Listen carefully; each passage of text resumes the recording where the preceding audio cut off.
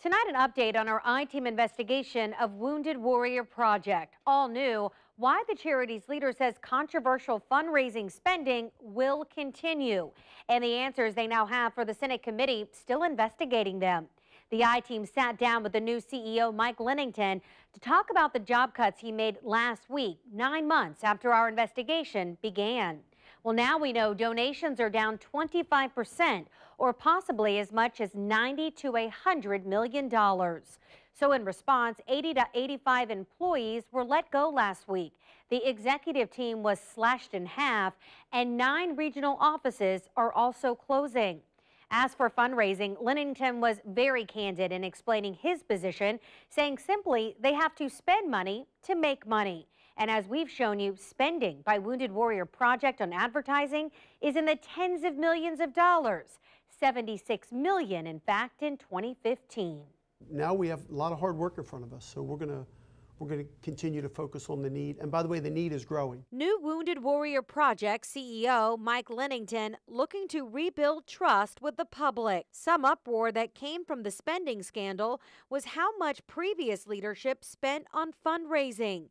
The I-Team told you just last year, $76 million in donations went to fundraising, or 20%, and direct response mailers asking for money counted as a program expense for our veterans. Do you stand by that decision making? So I put a lot of thought into it, and I've spent a lot of time with our staff. We cannot provide the services and programs we deliver, including these life-saving mental health programs and services to our veterans, without the resources to do it. And for every dollar we spend on raising public awareness, either on TV or in print mail or media or whatever we use, generates $5 in return. So with that kind of return on investment, you stand by that fundraising model?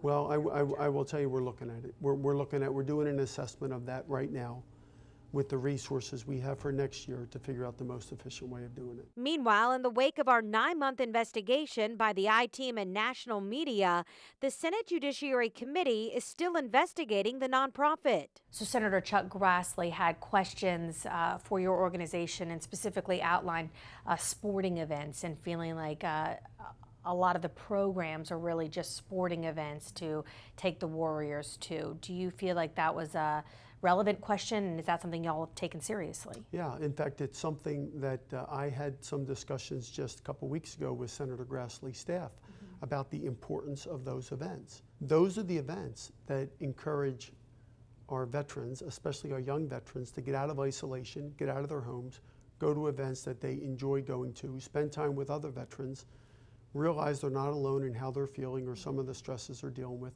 I mean, it's all about becoming the warrior from the bottom. You know, the warrior that's on top being carried to being the warrior on the bottom that's carrying.